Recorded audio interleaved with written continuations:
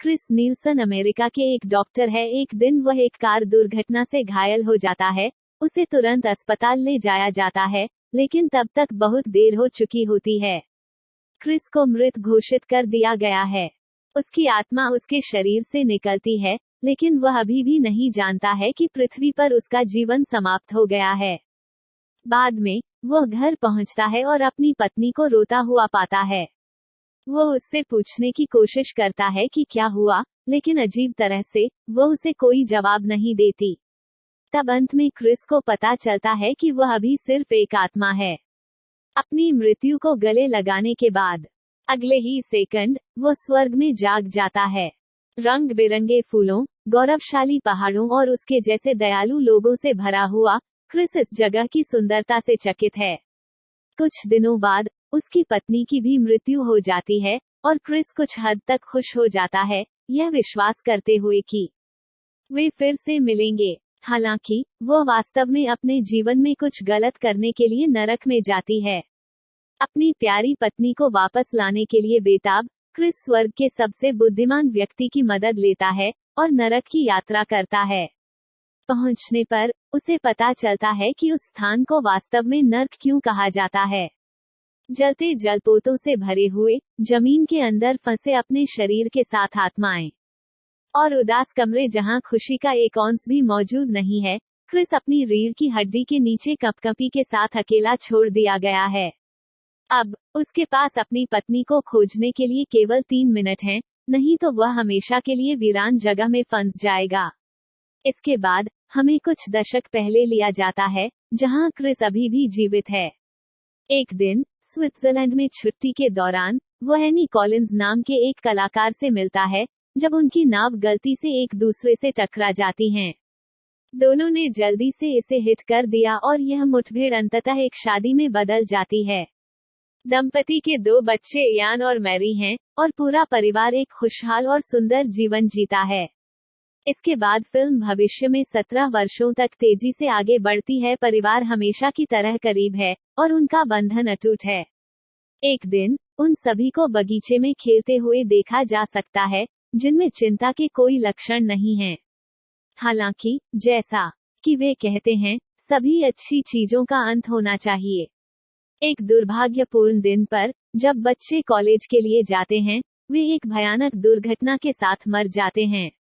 4 साल और बीत जाते हैं और क्रिस और उनकी पत्नी आखिरकार अपने नुकसान के साथ समझौता कर लेते हैं। एक दिन क्रिस एक सुरंग के अंदर एक दुर्घटना को देखता है। कई कारें आपस में टकरा गईं, जिसमें कई लोगों की मौत हो गई और कुछ गंभीर रूप से घायल हो गए। एक डॉक्टर होने के नाते क्रिस लोगों को पीड़ित नहीं देख सकता, इसलिए वह एक महिला की मदद करने के लिए दौड़ता है, जो उसकी कार में उल्टा फंस गई है।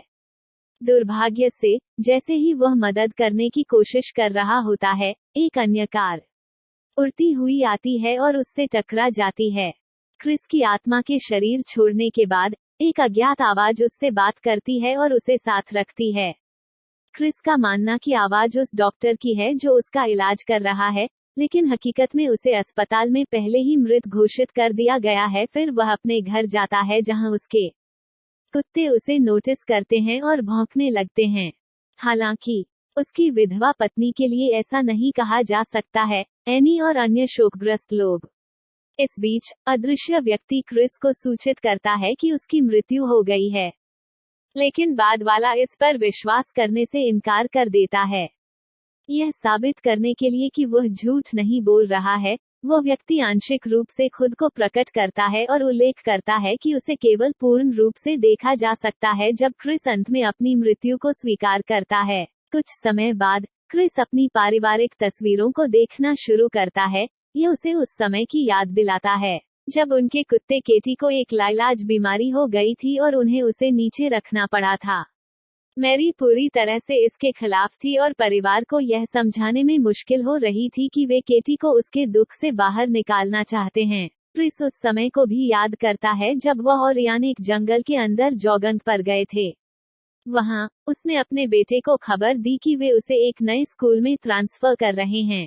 इसके बाद दृश्य क्रिस के अंतिम संस्कार में कट जाता है, जहां वह अंत में शर्तों पर आने लगता है कि उसकी मृत्यु हो गई है।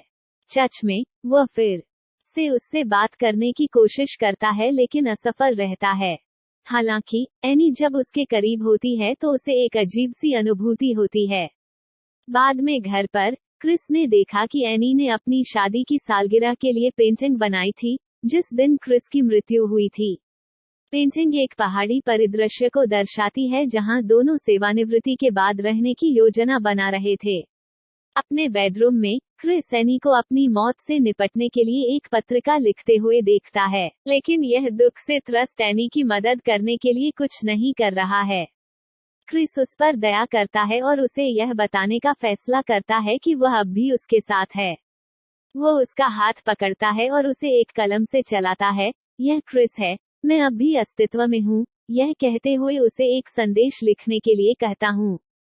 हालांकि आराम महसूस करने के बजाय एनी घबरा जाती है और उसे एक चिंता का दौरा पड़ता है। एक दिन उदास एनी अपने दिवंगत पति की कब्र पर जाने के लिए कब्रिस्तान जाती है। उसे चोट पहुंचाता देख क्रिस उसे पीछे से गले लगा लेता है, लेकिन यह केवल उसके आंसू बहाता है। एनी को ऐसा लगता है कि वह पागल हो रही है क्योंकि वह चीजों की कल्पना करती रहती है जो वास्तविक नहीं हो सकती। नतीजतन क्रिस को आखिरकार पता चलता है कि उसकी मौजूदगी से एनी को और दर्द होगा, इसलिए वह आगे बढ़ने का फैसला करता है। अगले ही पल वह एक स्वर्ग में जागता है जिसे उसने अपनी कल्पना से बनाया है। परिवेश एक पहाड़ी परिदृश्य है जो उनकी पत्नी द्वारा बनाई गई पेंटिंग से मिलता जुलता है और एक ऐसी जगह के समान है जहां दोनों अपना बुढ़ापा बिताना चाहते थे। एक युवा और स्वस्थ केटी भी उसके स्वर्ग के विचार का हिस्सा है। तभी अदृश्य आवाज अंततः एक उचित रूप धारण कर लेती है और यह पता चलता है कि यह एल्बर्ट लुईस का छोटा संस्करण है, जो क्रिस के पूर्व सलाहकार थे, जिनका 66 वर्ष की आयु में निधन हो गया था। क्रिस उन्हें देखकर खुश होते हैं और बाद वाले उनका मार्गदर्शन करते हैं कि कैसे अपने आसपास को नियंत्रित करने के लिए अपने दिमाग का उपयोग करने के लिए। यह पता चला है कि क्रिस अपने दिमाग का उपयोग करके अपने परिवेश में बदलाव कर सकता है। बट फिर उसे अपने निवास पर ले जाता है। एनी ने अपनी पेंटिंग बनाई। हाँ, वो उसे एक चाल दिखाता है। वो एक दीवार पर एक छेद बनाता है, एक सुंदर और यथार्थवादी दुनिया बनाता है। उसी समय एनी खुद को खुश करने के लिए पेंटिंग करना शुरू कर देता है। देखो, वो जो पेड़ खींचती है वह क्रिस के स्वर्ग में प्रकट होता है। एक युवा एनी भी पेड़ के पास दिखाई देती है, इसलिए वह उसके पास जाने की कोशिश करता है, लेकिन जब तक वह पेड़ तक पहुंचता है, एनी गायब हो जाती है। यह एल्बर्ट को भी भ्रमित करता है, क्योंकि स्वर्ग में एक जीवित व्यक्ति की उपस्थिति बहुत ही असामान्य है। फिर वह अनुमान लगाता है कि एनी दिखाई दी क्योंकि उसका और क्रिस का बहुत मजबूत संबंध है, एक ऐसा रिश्ता जिसे मौत भी अलग नहीं कर सकती, और अब दोनों फिर से सुलह करने की कोशिश कर रहे हैं। दुर्भाग्य से वास्तविक दुनिया में एनी अपनी पेंटिंग को नष्ट कर देती है जब उसे पता चलता है कि यह उसके पति को वापस नहीं लाएगा। फलस्वरूप स्वर्ग का वृक्ष भी सूख जाता है और सारे पत्ते मुरझा जाते हैं। बाद में क्रिस को अपनी बेटी का सॉफ्ट टॉय मिलता है। यह उसे उस समय की याद दिलाता है जब वह बीमार हुई थी और उसे घर पर रहना था और उसे शतरंज सिखाना था। यह अचानक क्रिस पर आता है कि अगर उसे अपना कुत्ता केटी मिल गया है, तो उसे भी अपने बच्चों को देखने में सक्षम होना चाहिए। तब सो जाता है और जब वह उठता है, तो वह एल्बर्ट को चला गया पाता है। हालांकि लियोना नाम की एक खूबसूरत महिला उसके पास आती है और बताती है कि एल्बर्ट ने उसे अपने साथ रखने के लिए नियुक्त किया है, जबकि वह अन्य आत्माओं का मार्गदर्शन करने गया है। लियोना एक एयर होस्टेस थी जिन्होंने एक बार क्रिस और उनकी बेटी मैरी को एक फ्लाइट में सेवा दी थी। इस बीच पृथ्वी पर एनी क्रिस की मौत के लिए दोषी महसूस करने लगती है क्योंकि वह उसके लिए काम कर रहा था जब वह मारा गया था। पता चलता है कि एनी भी अपने बच्चों की मौत के लिए खुद को जिम्मेदार ठहराती है। उसे लगता है कि अगर वह उन्हें इधर उधर चला रही होती तो उनकी जान नहीं जाती। स्वर्ग में वापस लियोना क्रिस को एक ऐसे शहर में ले जाती है जो आत्माओं से भरा हुआ है, जो खुद का आनंद ले रहा है। हाँ, वे नाव की सवारी पर जाने से पहले कुछ आत्माओं को पुनर्जन्म लेते हुए देखते हैं। क्रिस को धीरे धीरे एहसास होने लगता है कि शहर वैसा ही दिखता है जैसा मैरी ने अपने कमरे में रखा था। लियोना ने तब खुलासा किया कि जब वह जीवित थी तब वह ऐसी नहीं दिखती थी और उसने एक ऐसी महिला के रूप को अपनाया जिसे वह पसंद करती थी। उसने फ्लाइट अटेंडेंट की तरह दिखना चुना, क्योंकि जब वह छोटी थी तो उसके पिता ने उस महिला की तारीफ की थी। यह सुनकर क्रिस को अंततः पता चलता है कि लियोना वास्तव में उसकी बेटी है। मेरी यह दोनों के बीच एक भावनात्मक पुनर्मिलन बनाता है जिसे वे गर्मजोशी से गले लगाकर खुशी मनाते हैं। पृथ्वी पर एनी अभी भी आगे बढ़ने के लिए संघर्ष कर रही है। उसका चिकित्सक उसे एक क्लिनिक में भेजने की कोशिश कर रहा है क्योंकि उसे डर है कि वह खुद को नुकसान पहुंचाने की कोशिश कर सकती है, जैसा कि उसने स्पष्ट रूप से अतीत में किया था। दुर्भाग्य से वह ऐसा ही करती है और अकल्पनीय कर देती है। बाद में एल्बर्ट क्रिस से मिलने जाता है और उसके लिए बुरी खबर लाता है। क्रिस का दिल टूट गया है, लेकिन वह भी राहत महसूस कर रहा है कि एनी की पीड़ा आखिरकार खत्म हो गई है और उम्मीद है कि वे जल्द ही फिर से मिलेंगे। एल्बर्ट ने खुलासा किया कि वह नरक में जाएगी, क्योंकि वह जगह है जहां अकल्पनीय करने वाले लोग जाते हैं। एनी ने जीवन के नियमों को तोड़ा है और अब उसे इसकी कीमत चुकानी पड़ेगी। इससे क्रिस का दिल टूट जाता है और उसके स्वर्ग पर काले बादल छा जाते हैं, लेकिन उसने फिर भी अपनी पत्नी को जाने से मना कर दिया। इसलिए 2 बार सोचने के बिना क्रिस नरक में जाने और अपने जीवन के प्यार को बचाने का फैसला करता है।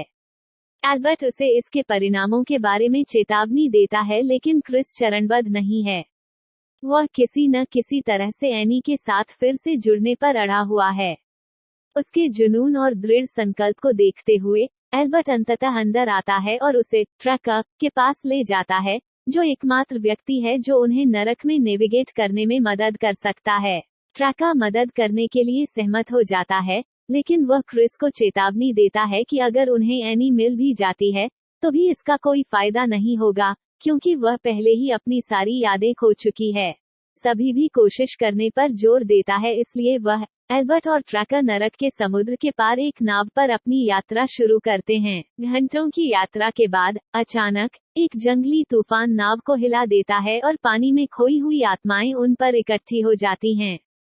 नाव तुरंत पलट जाती है और जैसे ही समूह तैरते रहने की कोशिश करता है, क्रिस को उसका फ्लैशबैक और एनी अपने बेटे के भविष्य के बारे में बहस करता है। यह पता चला कि क्रिस अपने बेटे पर कॉलेज में अच्छा प्रदर्शन करने का बहुत दबाव डाल रहा था और यह यान पर भारी पड़ रहा था। आखिरकार समुद्री लहरें समूह को नर्क के प्रवेश द्वार के किनारे तक ले जाती हैं। हैरानी की बात यह है कि यह जगह अंधेरी और धुंधली है, जहाज के मलबे और जलती आग से भरी हुई है। इन्होंने एनी की तलाश जारी रखी, लेकिन वे उसका पता नहीं लगा पा रहे हैं क्योंकि क्रिस अभी भी अपने बेटे यान की याद से परेशान है। फिल्म फिर जंगल में जाती है जहां क्रिस अपने बेटे के साथ टहलने गया था। यान अपने पिता को समझाता है कि वह उसकी तरह अकादमिक रूप से प्रतिभाशाली नहीं है और उसके लिए स्कूल मुश्किल है। हालांकि महान पिता होने के नाते क्रिस उसे दिलासा देता है, यह कहते हुए कि वह उस पर विश्वास करता है। वह यह भी जोड़ता है कि अगर उसे नर्क से गुजरना पड़े तो वह किसी और को नहीं बल्कि अपने बेटे को अपने साथ रखना चाहेगा। यह दृश्य फिर यान के अंतिम संस्कार में वापस आता है, जहां क्रिस ने एक भाषण दिया जिसमें उन्होंने वर्णन किया कि यान बड़ा हो गया होता अगर उसे मौका मिलता। बहादुर, विचारशील, वफादार। वर्तमान में वापस क्रिस एल्बर्ट को खोई हुई आत्माओं के एक समूह से लड़ने की तैयारी करते हुए देखता है। इसके साथ उसे पता चलता है कि एल्बर्ट वास्तव में यान है और पिता पुत्र की जोड़ी एक और भावनात्मक मुठभेड़ में एक दूसरे को गले लगाती है। क्रिस यान के साथ फिर से जुड़कर खुश है, लेकिन ट्रैका उसे बताता है कि वह एनी को अपने बेटे के साथ नहीं ढूंढ सकता क्योंकि वह एक व्याकुलता है। क्रिस अपने बेटे को पीछे छोड़ने से इनकार करता है, लेकिन यान उसे जाने के लिए कहता है। वह यह भी स्वीकार करता है कि उसने एल्बर्ट की उपस्थिति को अपनाया क्योंकि वह एकमात्र व्यक्ति है जिसे क्रिस ने कभी सुना था।